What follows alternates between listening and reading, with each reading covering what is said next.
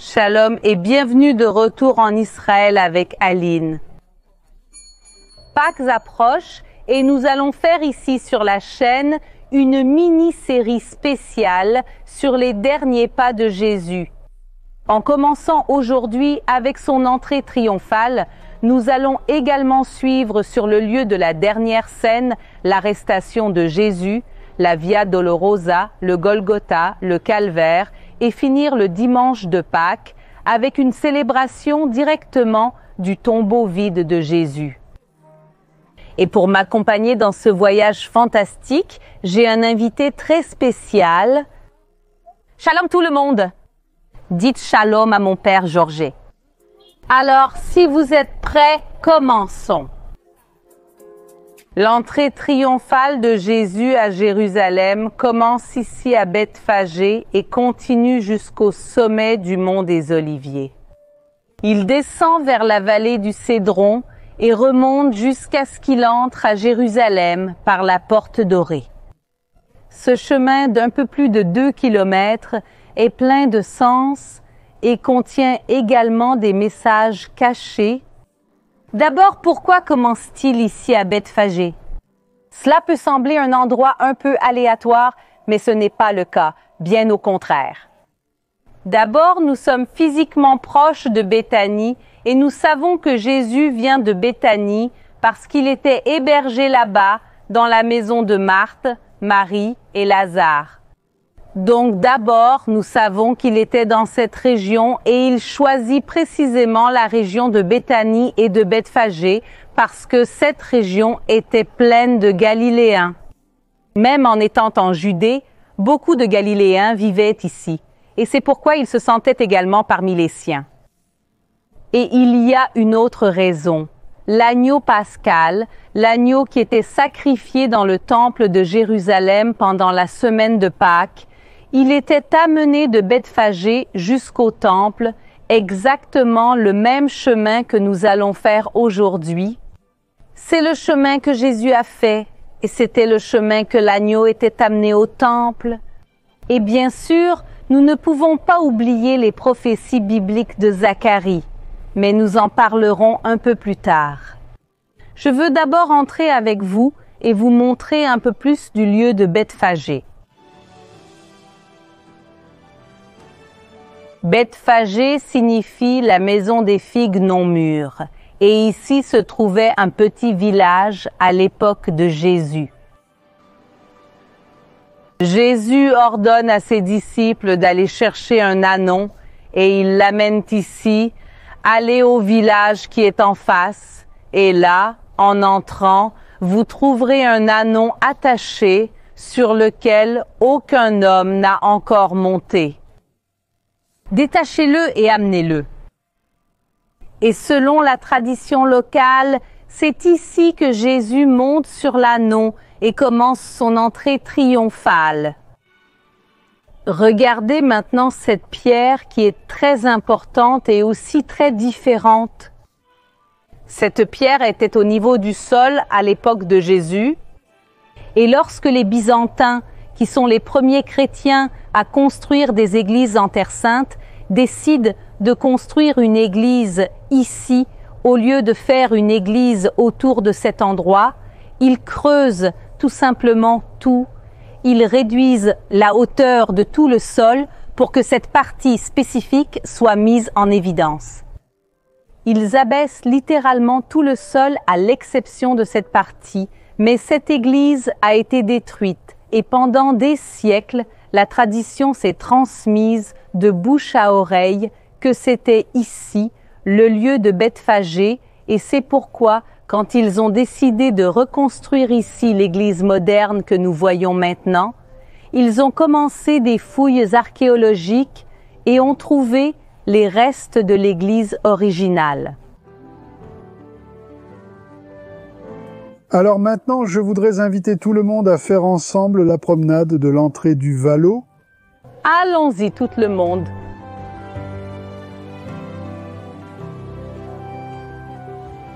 Quelle était la semaine où Jésus a choisi de venir à Jérusalem?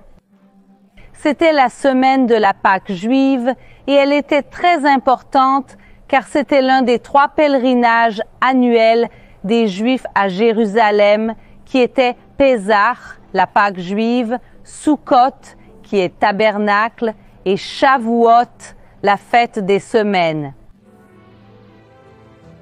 Et nous savons par la Bible elle-même que Jésus venait à ces fêtes, par exemple quand il avait 12 ans. Or, chaque année, ses parents se rendaient à Jérusalem pour la fête de la Pâque. Et quand il eut 12 ans, ils montèrent à Jérusalem selon la coutume de la fête. Et comme c'était la semaine de la Pâque juive, la ville était pleine de milliers de personnes d'Israël et d'autres endroits du monde qui venaient célébrer la fête. Cette zone où nous marchons, il y a 2000 ans, à l'époque de Jésus, elle était ouverte. Il n'y avait pas de maisons ici. Ceci est un nouveau quartier musulman qui s'appelle Atur. Que penses-tu de la promenade, papa? Je trouve ça dur, ce n'est pas à cause de la montée, mais c'est une vue merveilleuse et incontournable. Les gens, c'est vraiment une montée très dure, comme mon père l'a dit. Jésus est passé par ici monté sur un petit âne et la foule le suivait avec une immense joie et chantait des psaumes. Mais une bonne partie des gens ne l'ont pas commencé à le suivre à Bethphagée, mais le suivaient depuis bien avant. Une partie de la foule commence à suivre à partir de Jéricho, qui est très loin d'ici, et aussi plus d'1 kilomètre de montée. Étant donné que Jéricho est à 250 mètres sous le niveau de la mer et que nous sommes maintenant à plus de 800 mètres au-dessus du niveau de la mer.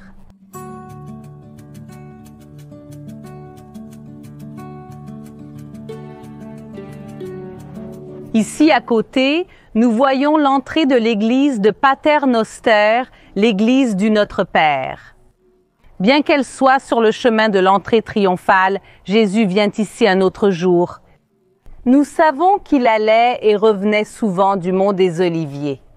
Une des fois où il vient ici, il entre dans une grotte et enseigne à ses disciples à prier la prière du Notre Père, qu'il avait déjà enseigné auparavant en Galilée. Alors je voulais vous montrer, mais nous allons maintenant à l'un des endroits les plus beaux de Jérusalem. Allons-y. Et maintenant, je voudrais vous inviter à vous abonner à notre chaîne et à nous aider à atteindre le 1 million d'abonnés. Et si vous aimez la vidéo, n'oubliez pas de laisser un like également. Permettez-moi de vous montrer ce qu'est perdre son souffle.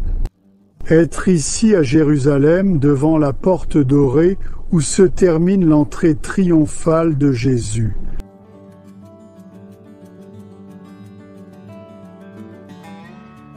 Et maintenant, nous allons commencer la descente du mont des Oliviers.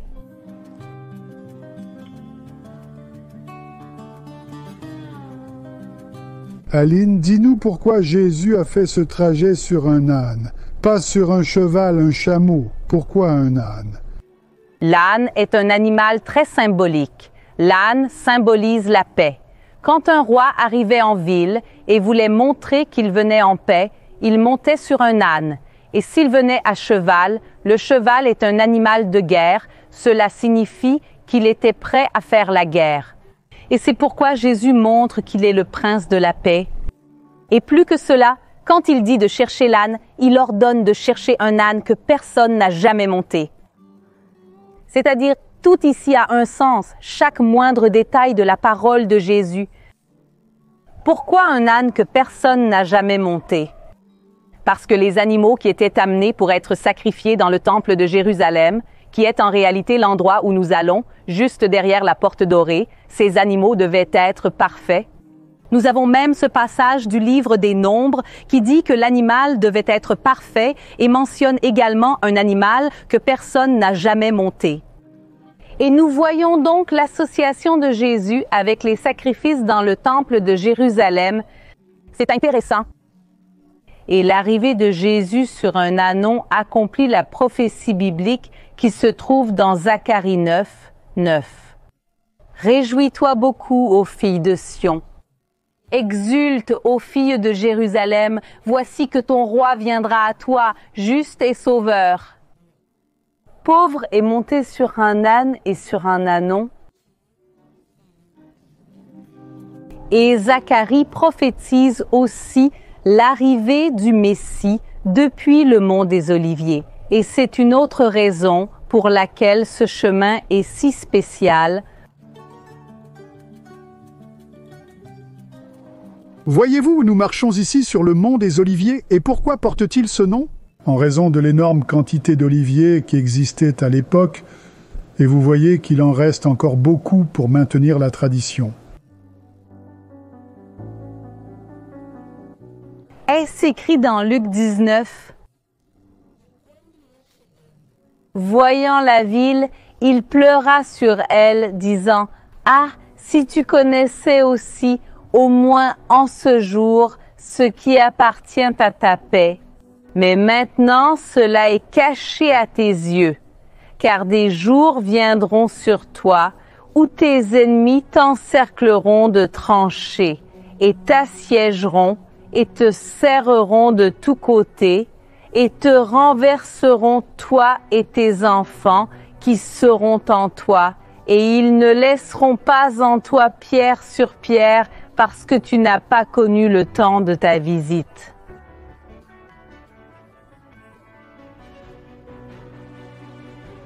Cela nous dit que pendant l'entrée triomphale, Jésus s'arrête pour pleurer sur Jérusalem et prévoit sa destruction. Et selon la tradition locale, cela s'est passé ici à Dominus Flevit, et le nom du lieu signifie le Seigneur a pleuré. Et c'est pourquoi, sur ce site, une église a également été construite que nous voyons maintenant. Mais comment savons-nous que cette église moderne du XXe siècle est l'endroit où Jésus a pleuré lors de son entrée triomphale? Nous le savons à cause de ce qui est ici. Ici, nous voyons un sol en mosaïque originale de la période byzantine, la période chrétienne la plus ancienne d'Israël. Nous savons que c'est le lieu de Dominus Flevit, d'abord parce qu'il y avait une tradition qui se transmettait de père en fils, de génération en génération, que les chrétiens racontaient que c'est ici que cela s'est passé, et c'est pourquoi ils ont décidé de construire cette église moderne ici. Et quand ils ont commencé à préparer le terrain pour construire l'église moderne, ils ont trouvé les restes de l'ancienne église. Nous voyons le sol et voyez à quel point il est bien préservé. Il a 1500 ans et on a également trouvé ici le sommet de l'église originale. Donc, nous savons que selon la tradition orale locale et aussi par les restes archéologiques byzantins, nous croyons que c'est l'endroit. Et cela a aussi tout son sens. Regardez la vue que nous avons d'ici. Et selon la Bible, Jésus a prédit la destruction de la ville en la regardant. Et cette destruction se concrétisera en l'an 70 après Jésus-Christ. Car en l'an 66, les Juifs commencent la grande rébellion juive contre les Romains. Et en l'an 70, en punition, les Romains détruisent Jérusalem et détruisent le temple. Là où nous pouvons voir aujourd'hui le dôme doré, c'est l'endroit exact du temple de Jérusalem. C'est pourquoi même le nom, le dôme du rocher, il protège un rocher qui est le sommet du mont Moria, où Abraham est allé faire le sacrifice de son fils Isaac. C'est pourquoi il est si logique que c'est ici que Jésus a pleuré, car aucun autre endroit n'a une vue aussi privilégiée de Jérusalem. Et il a pu s'arrêter ici, pleurer et voir ce qui allait arriver à la ville.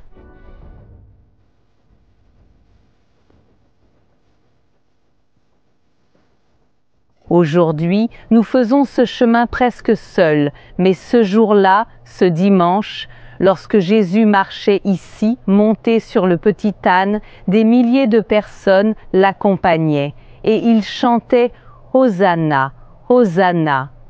Qu'est-ce que Hosanna? Hosanna vient d'Oshiana, sauve-nous. Et ils chantent aussi un petit extrait du psaume que nous allons maintenant écouter en hébreu.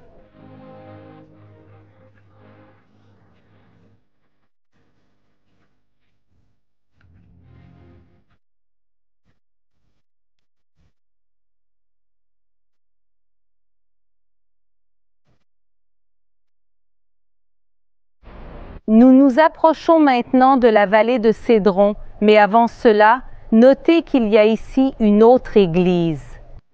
C'est ici le jardin de Gethsémani. Entrons rapidement pour voir ce qu'il y a ici. Cet endroit a vu certains des derniers pas de Jésus. C'est ici que Jésus est venu prier après la dernière scène et où il reçoit le baiser de la trahison de Judas et est arrêté. Cet olivier a plus de 2000 ans, c'est-à-dire c'est un témoin vivant de tout ce qui s'est passé ici.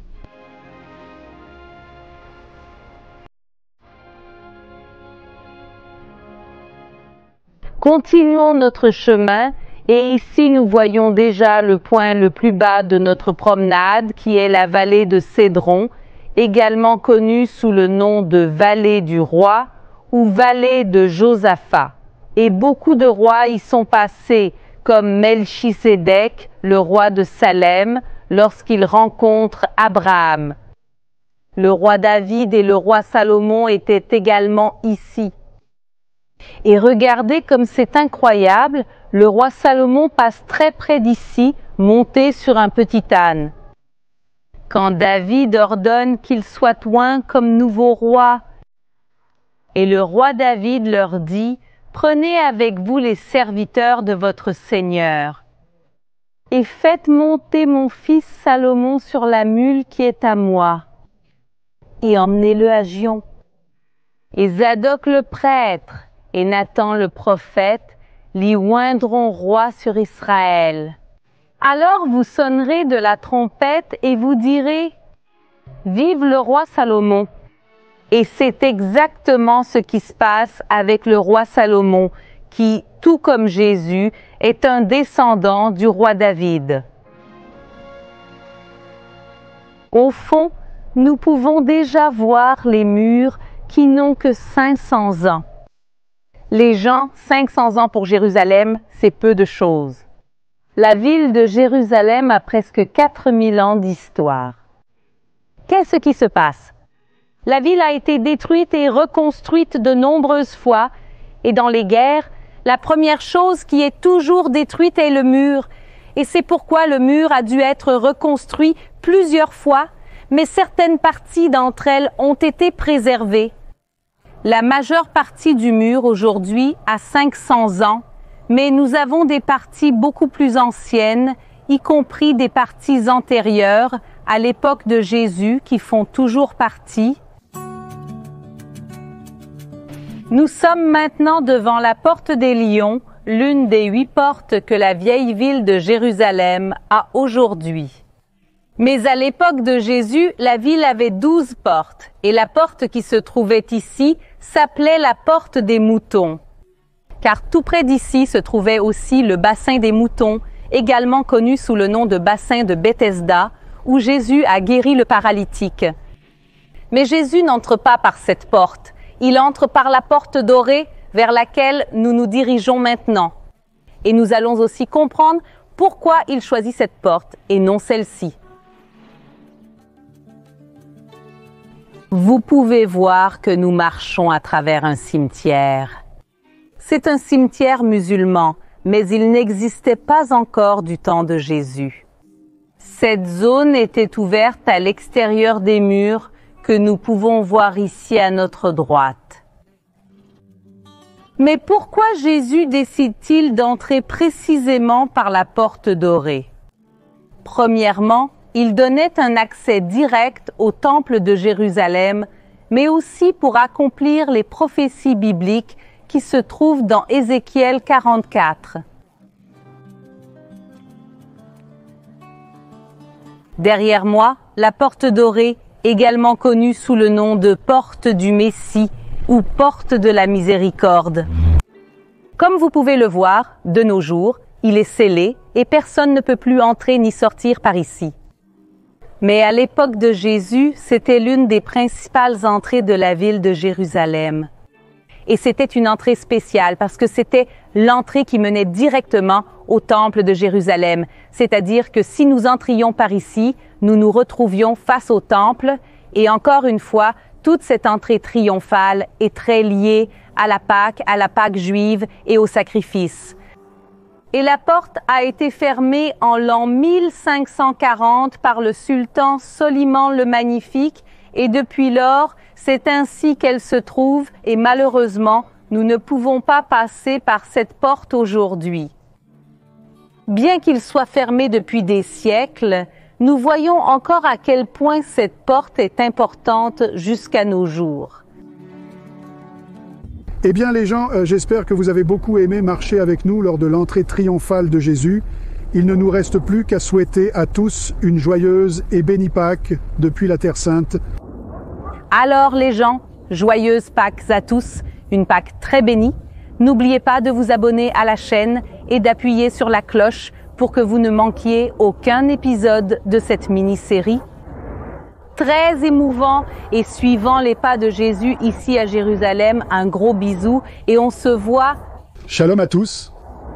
Et on se voit dans les prochaines vidéos. Shalom!